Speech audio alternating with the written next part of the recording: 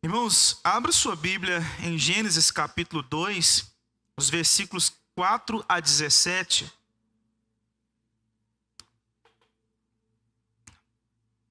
Esse texto é o texto da nossa exposição desta noite. Gênesis capítulo 2, versículos 4 a 17. Eu estarei lendo o texto e os irmãos estejam acompanhando. Esta é a gênese dos céus e da terra quando foram criados, quando o Senhor Deus os criou. Não havia ainda nenhuma planta do campo na terra, pois ainda nenhuma erva do campo havia brotado, porque o Senhor Deus não fizera chover sobre a terra. E também não havia homem para lavrar o solo. Mas uma neblina subia da terra e regava toda a superfície do solo. Então formou o Senhor Deus ao homem do pó da terra e lhe soprou nas narinas o fôlego de vida, e o homem passou a ser alma vivente. E plantou o Senhor Deus um jardim no Éden, na direção do oriente, e pôs nele o homem que havia formado. Do solo fez o Senhor Deus brotar toda sorte de árvores agradáveis à vista e boas para alimento, e também a árvore da vida no meio do jardim e a árvore do conhecimento do bem e do mal. E saía um rio do Éden para regar o jardim, e dali se dividia, repartindo-se em 4 braços. O primeiro chama-se Pison, é o que rodeia a terra de Avilá, onde há ouro. O ouro dessa terra é bom. Também se encontram lá o bdélio e a pedra de ônix. O segundo rio chama Gion, é o que circunda a terra de Cush. O nome do terceiro rio é Tigre, é o que corre pelo oriente da Síria. E o quarto é o Eufrates. Tomou, pois, o Senhor Deus ao homem e o colocou no jardim do Éden para o cultivar e o guardar. E o Senhor Deus lhe deu esta ordem: de toda a árvore do jardim comerás livremente, mas da árvore do conhecimento do bem e do mal não comerás, porque no dia em que dela comeres, certamente morrerás. Irmãos, esse texto fala de uma aliança. Aliança que inclusive nós fazemos aqui na terra uns com os outros. E um dos maiores exemplos de aliança que nós temos é o casamento. 2 pessoas que decidem caminhar juntas. E estas vão até um cartório, organizam toda a papelada e diante de testemunhas fazem um acordo, uma aliança, um pacto de caminharem juntos até que a morte os separe. Há alguns casos em que esse casamento depois é feito religiosamente também, onde nós temos aquela cerimônia tão pomposa, regada de muita alegria da parte das famílias, onde aqueles são abençoados, aqueles que já estão casados, é claro, porque o casamento se dá no cartório. Então eles aqui diante da igreja, diante de familiares, diante de amigos, reafirmam essa aliança, esse pacto. E por isso que no casamento ocidental se usa esse anel de ouro que é chamado de aliança. Só que ele não é a aliança. Ele é o símbolo da aliança. A aliança se dá entre essas 2 pessoas que decidiram caminhar juntas em fidelidade e respeito umas para com as outras. Na Escritura nós também temos a aliança de Deus. E aqui nós temos a primeira aliança feita. Depois, todas as vezes, Deus realiza determinadas alianças, entre aspas, porque na verdade é uma aliança só e ela se divide em algumas partes. E nós temos o Senhor fazendo um pacto, uma aliança com este homem chamado Adão, onde havia um relacionamento entre esses 2. Havia símbolos em todas essas alianças. Por exemplo, nós temos o arco, que vem logo depois do dilúvio, que é chamado de arco-íris, né? Que é o símbolo dessa aliança de Deus, de que não destruiria a terra com água novamente, com outro dilúvio futuramente, e outros tantos símbolos que nós temos na Escritura, que é o caso, por exemplo, da circuncisão, que era um símbolo da aliança de Deus com o seu povo. Esse texto trata a respeito dessa primeira aliança, esse pacto onde Deus faz com o primeiro homem, aquele que foi criado por Deus para viver para a sua glória, para o seu louvor. E na teologia nós entendemos esse pacto como pacto de obras. onde era necessário que o homem fosse fiel ao Senhor em toda a sua caminhada. Ele tinha um pacto em que, enquanto ele fosse fiel ao Senhor, ele viveria.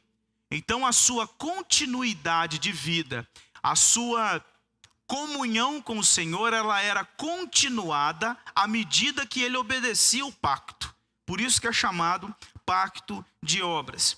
E nós vemos nesses primeiros capítulos, o primeiro capítulo, o segundo e o terceiro, mostra essa trindade santa em toda a execução da criação de todas as coisas, a criação do homem, e nós temos sempre Deus falando, agindo, respondendo, porque ainda não havia criatura criada, e Deus então exerce todo o diálogo para criar todas as coisas que nós temos pelo mundo afora, o universo. E por isso que várias vezes no texto do capítulo 1 e do capítulo 2, nós temos sempre a expressão disse Deus, trazendo a ideia de que Deus trouxe à existência todas as coisas. O capítulo 1, ele relata essa criação geral. Então a ideia do capítulo 1 é dar uma introdução de tudo que Deus criou. Todos os astros, as plantas, os animais, e aí nesse bolo tem o homem, separado por dias, como nós conhecemos. E o capítulo 2 já vai uma narrativa específica a respeito da criação do homem e esse pacto. Então não é que não é cronológico o capítulo 2, o capítulo 1 para o capítulo 2. Primeiro o capítulo 1 trata de tudo, e depois o capítulo 2, dentro desse todo, trata do dia da criação do homem e como isso se deu. Então não é cronológico do 1 para o capítulo 2. E Deus sempre, quando terminava de criar, dizia: eis que tudo é muito bom. Eis que tudo é muito bom. Mostrando que tudo aquilo que ele fez cumpria os seus objetivos. Realizava aquilo para o qual foi criado para exercer o seu papel, ou seja, cumpria as exigências. E o capítulo 2, Deus faz o homem para cumprir algumas exigências. Ele forma o homem, depois nós temos os versículos 18 a 25, a narrativa da formação da mulher. Mostra nesse capítulo também o lugar de habitação do homem, o relacionamento dele com o seu Criador. Deus revela que esses portadores, esse homem e mulher, são portadores da sua imagem, são feitos à semelhança do Senhor, e então eles deveriam atuar de conformidade com esta sua identidade, imagem e semelhança de Deus. Fez essas pessoas para refletir quem Deus de fato é. Ele cria esse homem e dá a ele a administração de toda a terra. Ele dá a esse homem a mordomia da terra. Coloca ele como uma espécie de rei da criação. Não como um rei soberano, mas aquele que vai administrar tudo que foi criado, porque ele é a coroa da criação. Ele é a criatura por excelência criada por Deus, não para a sua própria glória, mas ele vai ser uma espécie de vice-regente de tudo aquilo que Deus criou. Além disso, Deus, nesses capítulos, ele deu ordem ao casal a respeito de algumas instruções. Eles deveriam obedecer às ordens do Senhor, eles deveriam se multiplicar, deveriam governar a criação, deveriam trabalhar, deveriam viver para a obediência do Senhor. Essa semana ela foi criada, e o homem entendia que do primeiro dia ao sexto dia ele tinha que trabalhar para a glória de Deus. No sétimo dia ele tinha que descansar e glorificar a Deus e cultuar a Deus nesse dia. Uma coisa que nos chama a atenção também nesse versículo 4 do capítulo 2, é uma mudança que nós temos do capítulo 1 para o capítulo 2, referente ao nome de Deus. Antes nós temos sempre Deus disse, Deus criou, Deus fez, Deus falou e assim por diante. No capítulo 2 nós temos uma expressão que começa aqui no capítulo 4, no versículo 4, e se dá por toda a escritura, que é Senhor Deus. E essa palavra Senhor em letras maiúsculas. Porque a ideia aqui é que Moisés, escrevendo o texto para aquele povo que tinha saído da terra do Egito, estava caminhando para a terra de Canaã, aquele Deus que se revelou a Moisés e disse que ele é o que é. ou seja, Yahvé ou Jeová para algumas traduções. Então, quando Moisés diz Senhor Deus, ele está dizendo Deus Yahvé, Deus Jeová. E esse termo significa o Deus que se relaciona, o Deus que tem um pacto, o Deus que se relaciona com um povo. Por isso que Moisés pega no versículo 4 e diz o seguinte: o Deus que criou todas as coisas é Yahvé, que apareceu para mim na sarça ardente. É Yahvé que falou comigo. Ele é o criador de todas as coisas. E ele não só criou todas as coisas, como ele tem um relacionamento com a sua criação. Então, quando chega nesses versículos de 4 a 17, Deus cria o homem, Deus coloca o homem no jardim e faz um pacto com o homem. A partir do versículo 15, 16 e 17. Então, nós temos aqui, que é o tema desta mensagem, o Deus Criador faz então um pacto com o mordomo ou o administrador dessa criação. E nós veremos aqui os 4 passos desse ato de Deus de realizar esse pacto com esse mordomo. A primeira coisa que nós entendemos no texto, está no versículo 4 a 6, é que Deus trouxe à existência todas as coisas. Veja bem, esta é a gênese dos céus e da terra quando foram criados. Quando o Senhor Deus os criou, não havia ainda nenhuma planta do campo na terra, pois ainda nenhuma erva do campo havia brotado, porque o Senhor Deus não fizera chover sobre a terra, e também não havia homem para lavrar o solo, mas uma neblina subia da terra e regava toda a superfície do solo. Esse versículo repete para nós que Deus, o Senhor Deus, o Deus Yahvé, o Deus Jeová, Criador dos céus e da terra. Ele é aquele que trouxe à existência todas as coisas. E não só trouxe à existência, como cuida da sua criação. Deus sustenta aquilo que ele criou. Deus é o Deus providente. Como R.C. Sproul escreve no seu livro A Mão Invisível, em que ele diz que Deus é este que está conduzindo toda a história e cuidando da sua criação. Nada no universo está sozinho, sem que a operação deste Deus que criou todas as coisas esteja presente conduzindo todas as coisas. Por isso que nesse livro, inclusive, Sproul diz que ele não conseguiria dormir à noite se ele não soubesse que uma única partícula neste universo, não existe nenhuma partícula neste vasto universo que não esteja diante do controle de Deus. Que Deus não esteja no poder daquilo que ela está exercendo. Porque senão, alguma parte do universo estaria desgovernada sem que Deus tivesse o controle sobre aquilo que ele criou. E aí ele não poderia deitar na cama e descansar. E é isso que o texto nos informa. Deus criou e Deus sustenta tudo aquilo que ele criou. Enquanto muitas pessoas buscam respostas para a origem do universo, a gente vê isso muito, esse debate muito grande, principalmente nas academias. Nós temos a Escritura revelando quem criou. O Deus Criador dos céus e da terra é o Deus da Escritura. É o Deus Jeová, é o Deus Yahvé. Ele trouxe à existência todas as coisas. Por isso o salmista Davi, no Salmo 19, versículo 1, diz: os céus proclamam a glória de Deus e o firmamento anuncia as obras das suas mãos. Tudo o que existe foi criado por ele. Tudo, absolutamente tudo. E nesses versículos 5 e 6, mostra que Deus ainda não tinha feito chover, mas que ele estava ali cuidando da sua criação. Deus estava cuidando daquilo que ele havia já criado. Vemos Deus criando o homem e preparando esse terreno, porque veja bem que o homem só é criado no 6º dia, depois que todo o palco, vamos dizer assim, já estava formado. Depois que forma todo o palco, Deus então coloca o homem.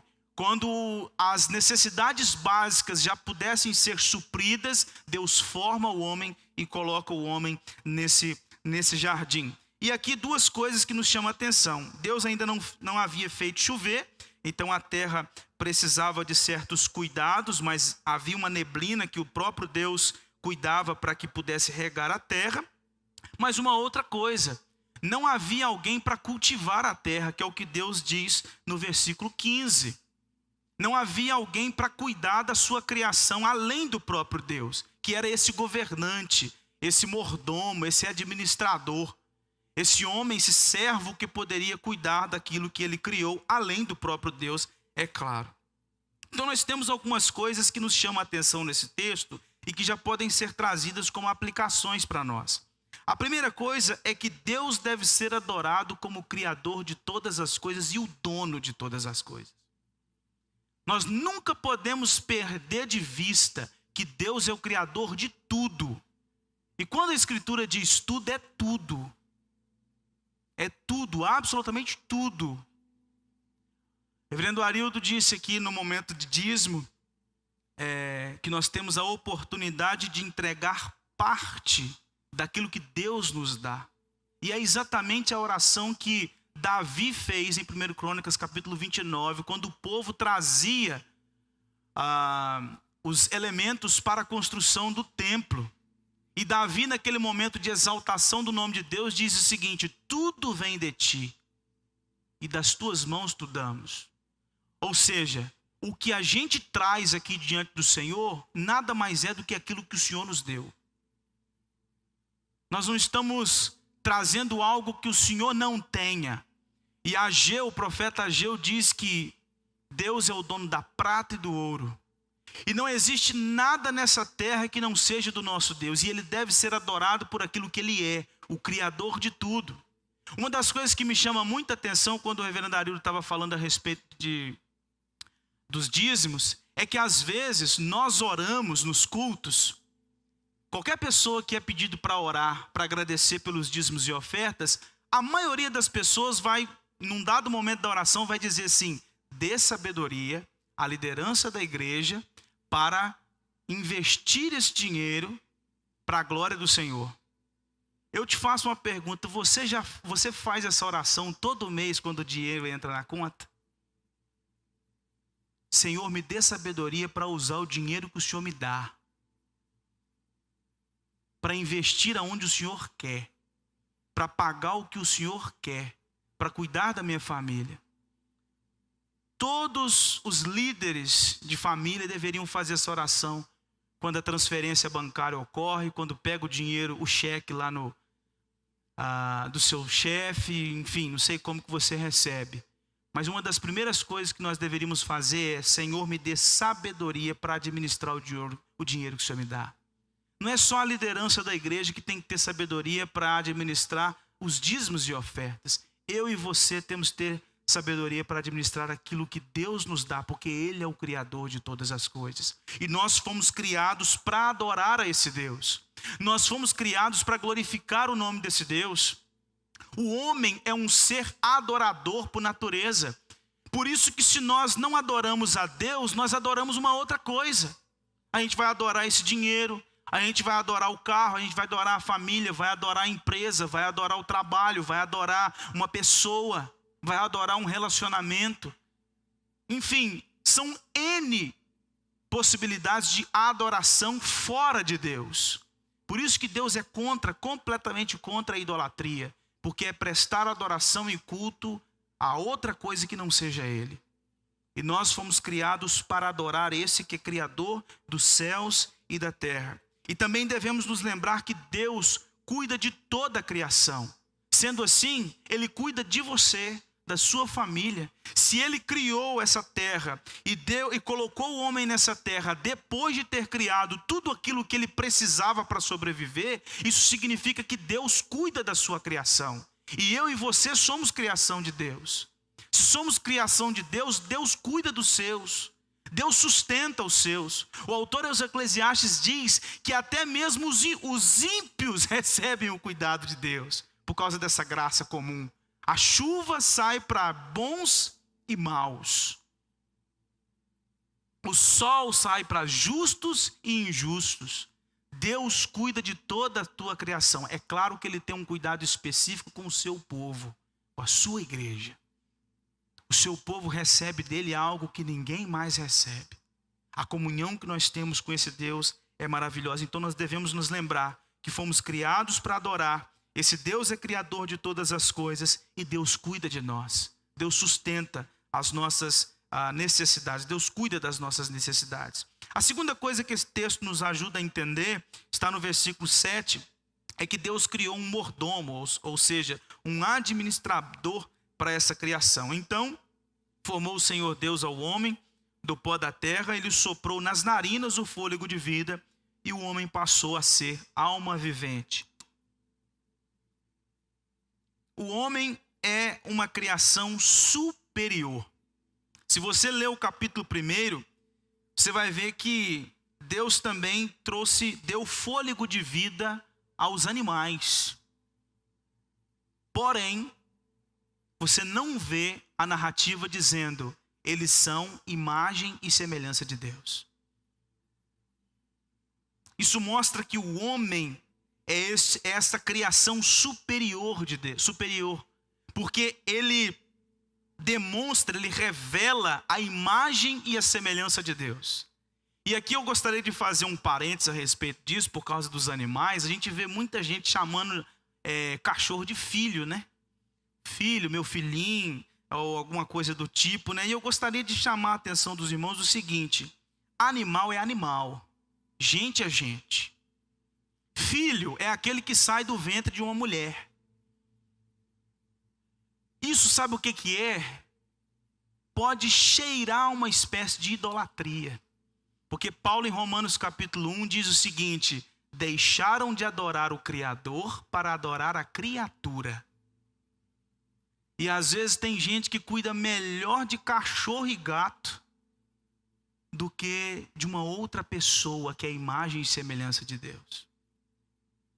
Às vezes nós vemos pessoas chorando no trânsito por ver um cachorro morto no asfalto, mas não chora por ver uma pessoa morta. Independente do que seja, bom ou mal, criminoso ou não, membro da igreja ou não, é imagem e semelhança de Deus. Deturpado por causa da queda. Nós temos uma imagem e semelhança que não é aquilo que era e nem aquilo que será depois da nossa glorificação, mas ainda continuamos sendo imagem e semelhança de Deus, mesmo que desconfigurada. Mas nós que somos a igreja, o povo de Deus, que temos Cristo em nós, nós somos conformados diariamente à imagem de Cristo. Então essa imagem e semelhança vai se formatando em nós, ela vai se configurando em nós na medida da nossa caminhada, até o dia que nós formos glorificados, e aí sim termos a nossa imagem e semelhança plena diante do nosso Deus. Mas pense bem que o homem é este ser por excelência, imagem e semelhança do Criador. Essa verdade dá ao homem uma identidade totalmente diferente. Calvino disse que a imagem de Deus consistia nas marcas de excelência com as quais Deus distinguiu Adão de todas as outras criaturas vivas. E aqui nós começamos a pensar a respeito de algumas coisas que temos pinceladas que a história nos dá e que nos ajuda a compreender ainda mais essa relação do homem na criação. Uma das coisas que me chama a atenção é que antigamente, naquele período dos reis, onde havia muitas guerras para a conquista de terras, nós tínhamos a espécie do rei vassalo. Era aquele que ele reinava um determinado pedaço de terra, uma localização, mas ele estava debaixo do senhorio de um soberano, de um rei superior. Era o chamado rei vassalo. E essa analogia nos ajuda a entender o homem na terra. O homem é esse rei vassalo que está debaixo do reinado de Cristo, do reinado do Senhor Deus. É esse que vai administrar, que vai exercer a mordomia da criação debaixo do Criador. Por isso que ele chama esse homem, forma esse homem, faz um pacto com ele. Você vai administrar a minha criação. Você é o rei. Você tem poder sobre tudo que eu criei. Mas, para a minha glória, para o meu louvor, porque eu sou o soberano. Eu sou o Criador dos céus e da terra. E uma outra coisa também que me chama a atenção, quando a gente olha para o passado, naquela época de conquistas, no tempo monárquico, é que uma das ações de um exército, depois de conquistar uma cidade, uma nação, um povo, era de, depois de destruir tudo, matar boa parte das pessoas e levar cativo outros, é que eles pegavam e formavam, construíam uma estátua do seu rei e colocavam essa estátua lá naquelas terras. Então todas as pessoas que passavam por aquelas terras onde aquele povo foi conquistado, via a estátua daquele rei. E então lembravam-se que aquele rei é o dono daquelas terras. Quando Deus coloca o homem na criação, ele põe aquele que é a imagem e semelhança dele. É a estátua de Deus na criação, para mostrar quem ele é. Então o homem, como estátua de Deus nessa criação, o homem é a imagem e semelhança de Deus, aponta para o Criador. Ele aponta para que o Criador seja glorificado, seja exaltado, seja crido, seja louvado e adorado pelos séculos dos séculos. Este homem também, ele é criado do pó da terra.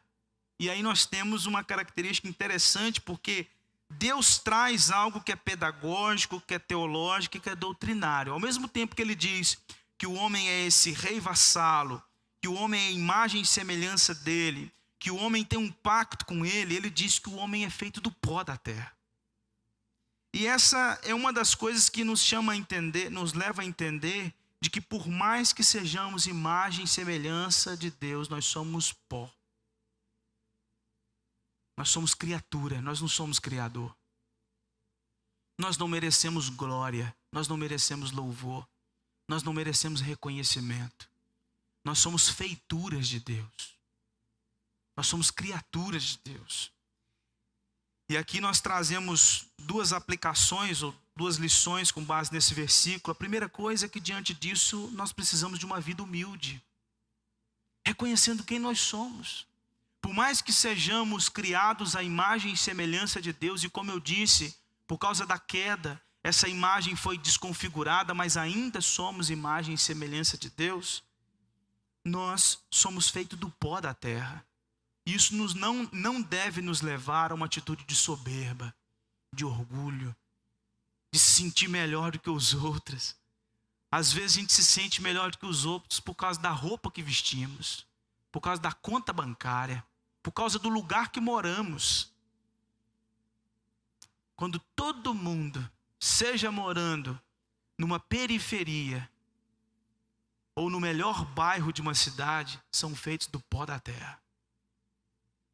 E não é o dinheiro, a classe, o status, a roupa que nos separa, porque somos todos feitos à imagem e semelhança de Deus. Nós precisamos nos lembrar disso, para que não sejamos soberbos e venhamos a agir com acepção de pessoas por causa disso, porque nós somos igualados diante do Deus que é soberano.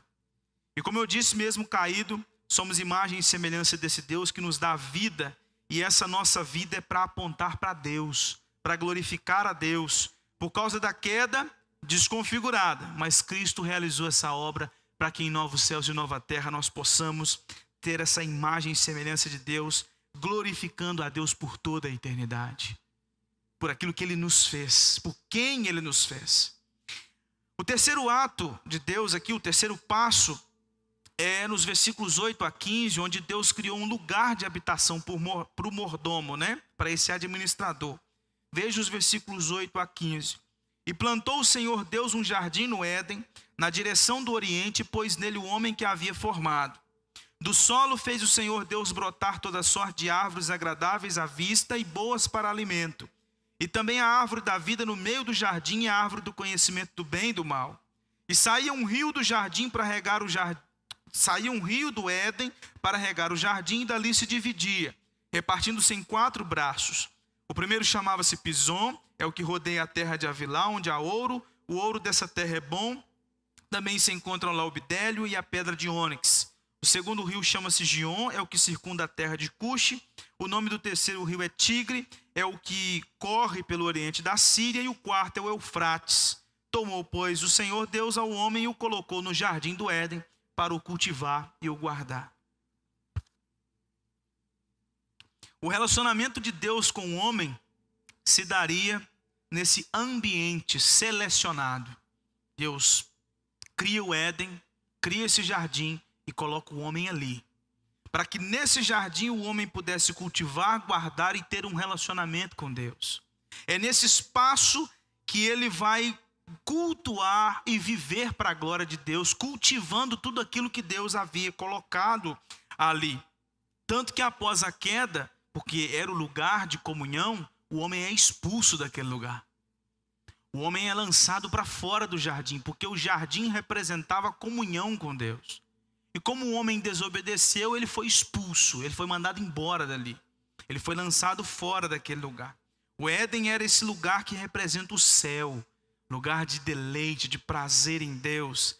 Havia ali um relacionamento com o Criador, ordem para cultivar a terra, para guardar o jardim, e havia tudo aquilo que eles precisavam para a alimentação. E aqui dos versículos 10 a 14 diz que havia um rio e que se dividia em 4 braços.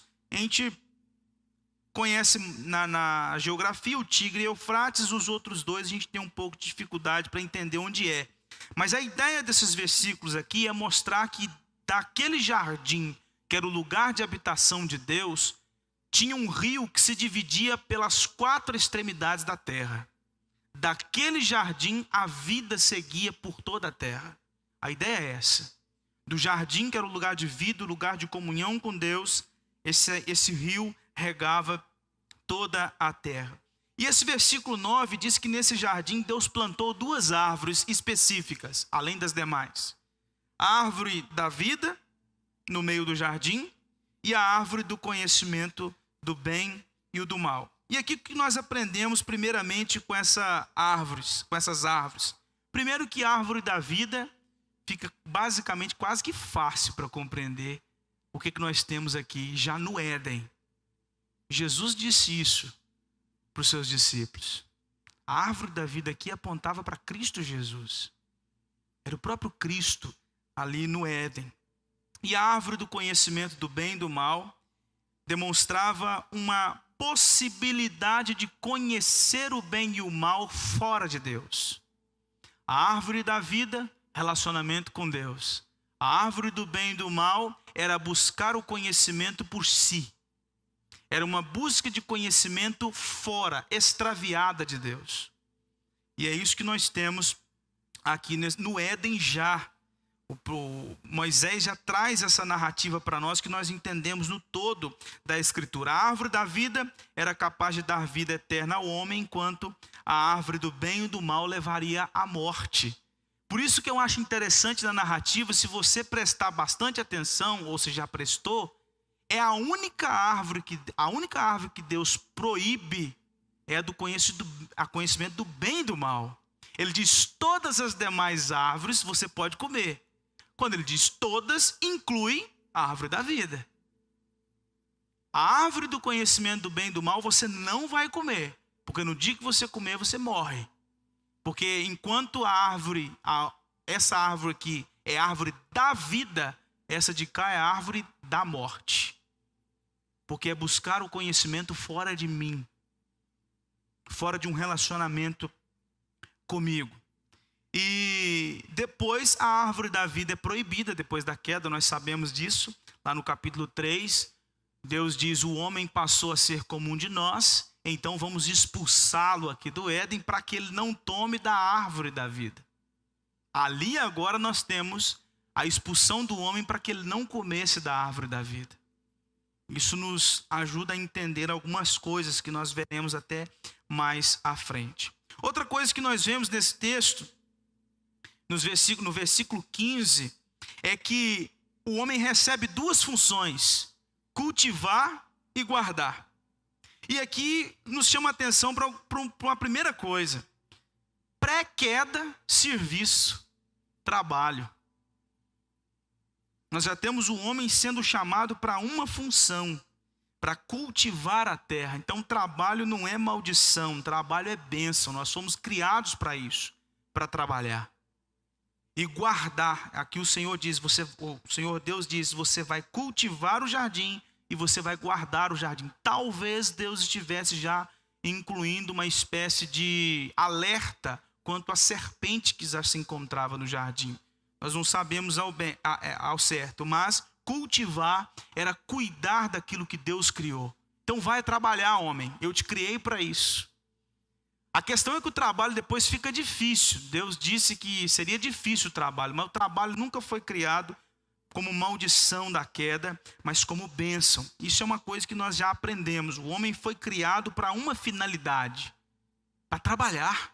Por isso que ele é mordomo, ele é administrador, ele é servo. E servo trabalha, administrador trabalha. E esse cultivar e guardar nos chama a atenção para o cuidado com a criação.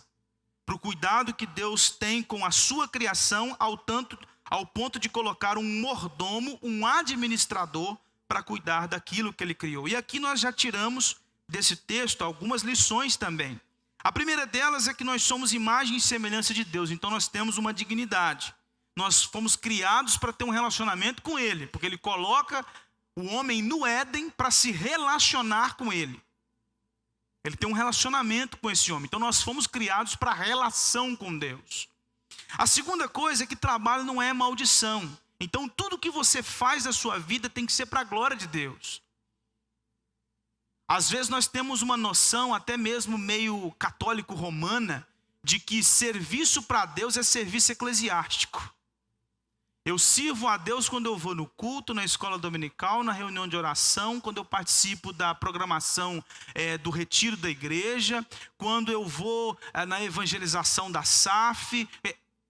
É como se servir a Deus estivesse restrito a essas atividades eclesiásticas e religiosas.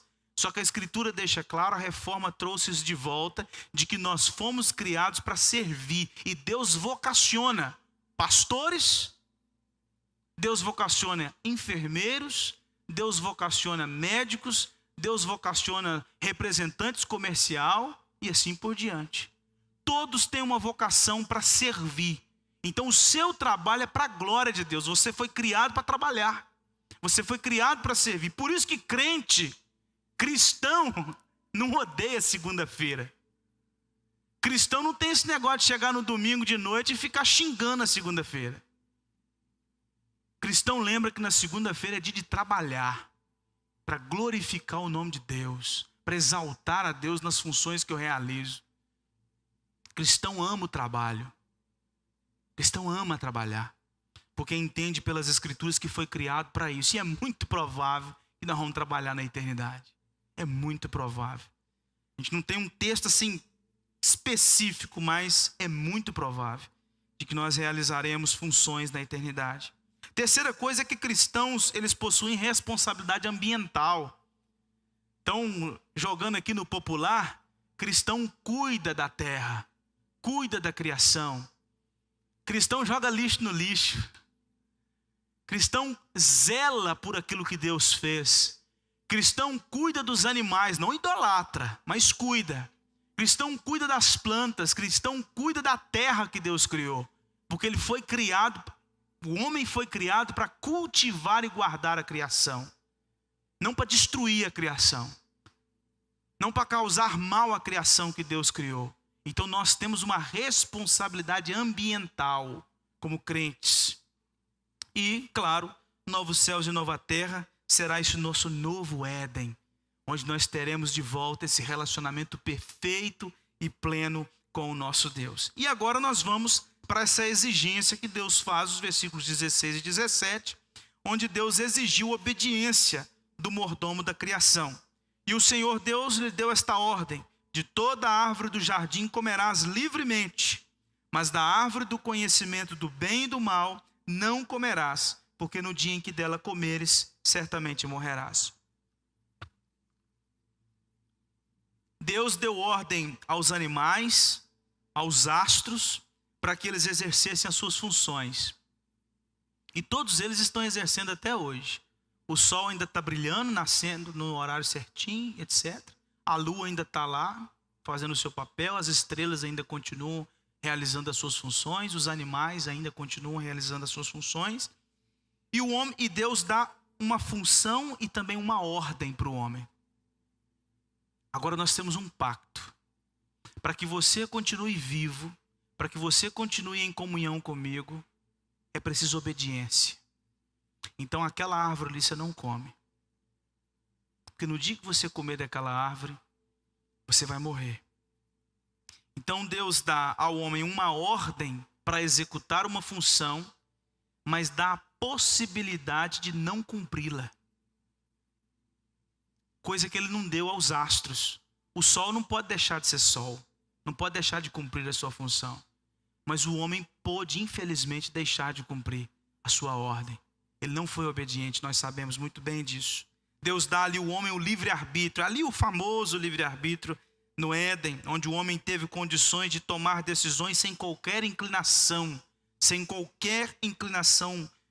para o bem ou para o mal. Ele tinha condições de decidir se ele seria obediente ou se ele seria desobediente, o chamado pacto de obras. Nesse momento, então, o Senhor Deus relacional efetua esse pacto com o homem, exigindo obediência total, para que através dessa obediência ele pudesse ter paz e um relacionamento verdadeiro com Deus. Algo que nos chama a atenção é que Adão não tinha promessa de vida eterna. Adão tinha promessa de uma vida continuada. Enquanto você for fiel, você tem vida. Enquanto você for fiel a mim, você tem comunhão comigo. No dia que você deixar de ser fiel a mim, você morre. Então ele não tem uma promessa de vida eterna como nós em Cristo temos. Uma queda que não poderá acontecer novamente. Mas Adão, infelizmente, peca. E aqui nós temos inclusive outra coisa, lei antes da queda. Já tinha lei.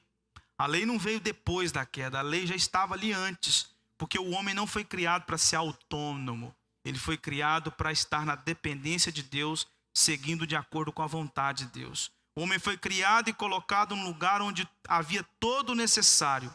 Ele só não podia comer da árvore do conhecimento do bem e do mal. E a punição seria a morte. Essa morte veio a ser morte em 3 dimensões. Morte espiritual, expulso do Éden. Morte física, ele passa a morrer. Por isso que já no Gênesis capítulo 4 nós temos a primeira morte registrada na Escritura. O homicídio de Caim contra Abel. Capítulo 5 mostra uma genealogia mostrando vários homens e no final, e morreu, e morreu, e morreu, e morreu, e morreu, porque a morte passou agora a ser uma realidade. E a terceira dimensão é morte eterna, a completa separação do Criador. A completa separação do Senhor.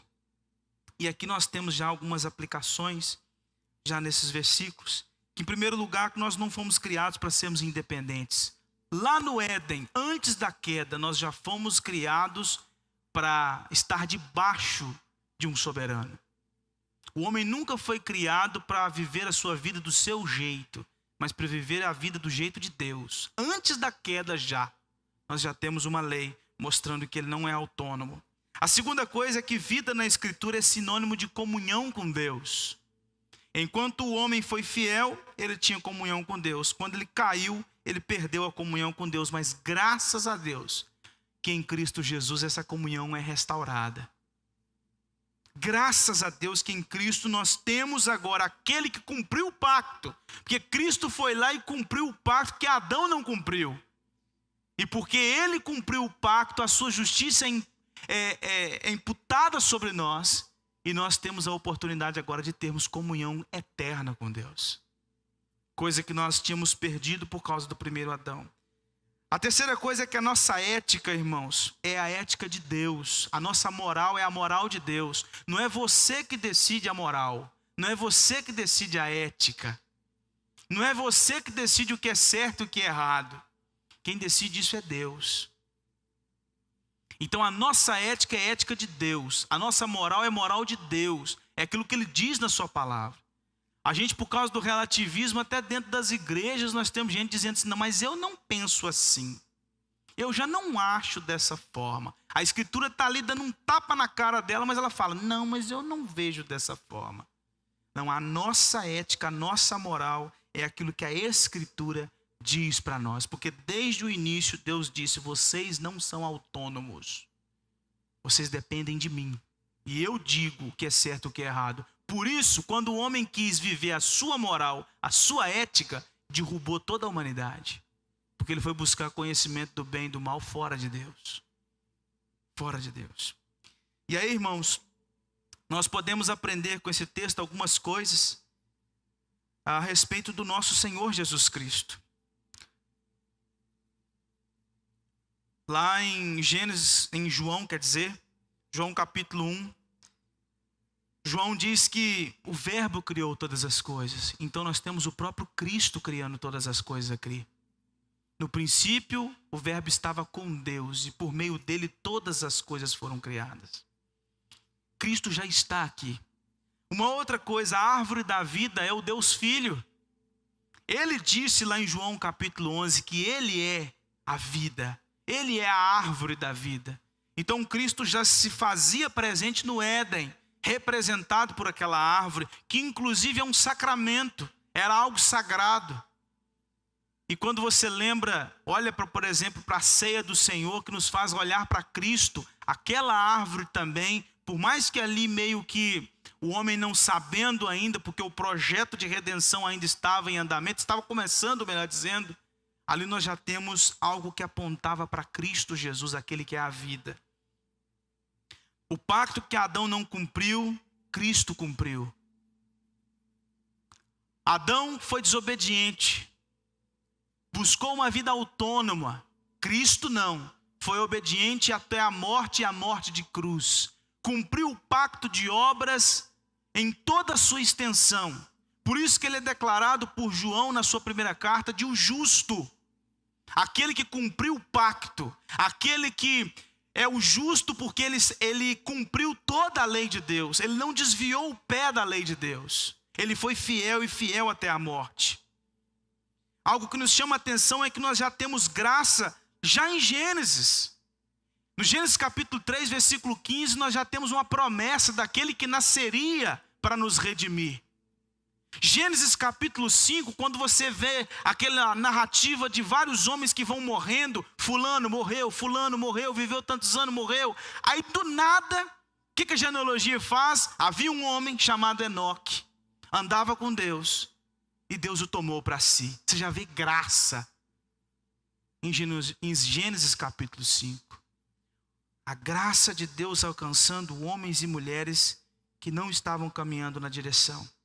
Por causa da fidelidade de Cristo, nós então podemos ter relacionamento com Deus de volta. Nós podemos adorar o Criador. Nós podemos servir ao Criador. Nós podemos ter um relacionamento íntimo com o Criador.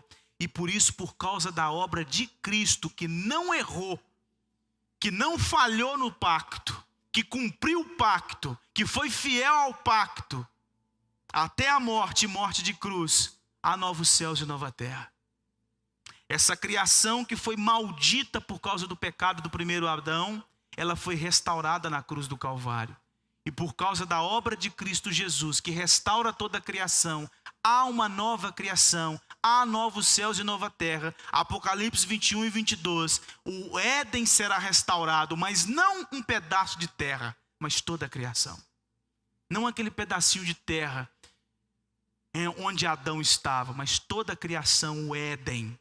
O lugar de habitação da igreja, do povo de Deus, comprado, redimido por Cristo Jesus no Calvário, aquele que cumpriu o pacto, aquele que foi fiel e fiel até a morte. Então, irmãos, concluindo, esse texto nos revela que Deus é soberano, que nós somos a imagem e semelhança desse Deus, que nós temos responsabilidades culturais, religiosas, sociais, que nós fomos criados para nos relacionar com o Criador, e que, infelizmente, Adão nos amaldiçoou, ou melhor dizendo, por causa de Adão nós fomos amaldiçoados, mas graças a Deus em Cristo Jesus, que o pacto foi cumprido por Cristo. E novos céus e nova terra é possível para mim e para você, porque o segundo Adão foi fiel. Porque o segundo Adão foi fiel, nós vamos ter comunhão, já temos essa comunhão aqui. A vida eterna é para agora. Jesus disse, aquele que crer em mim tem a vida eterna. Nós já temos comunhão com Deus. Nós já temos vida. Por isso que morte é a oportunidade de estarmos na presença do nosso Deus por toda a eternidade, se deleitando na presença dele. Pai eterno, nós te agradecemos pela tua palavra que nos edifica, a tua palavra que nos ensina que o Senhor é criador de todas as coisas. Nós temos um relacionamento com o Senhor e graças ao Senhor, porque o segundo Adão, Cristo Jesus, cumpriu o pacto. Ele foi fiel até a morte e por causa da sua justiça nós somos justificados e teremos a rica oportunidade de estarmos em novos céus e nova terra, na nova criação, glorificando ao Senhor por toda a eternidade. Obrigado porque estávamos mortos, mas o Senhor nos ressurgiu em Cristo Jesus. Obrigado porque nós temos vida e vida eterna em Cristo. Louvado seja o teu nome. Nos ajude a viver para a tua glória, para o teu louvor, em submissão à tua palavra, em nome de Jesus. Amém.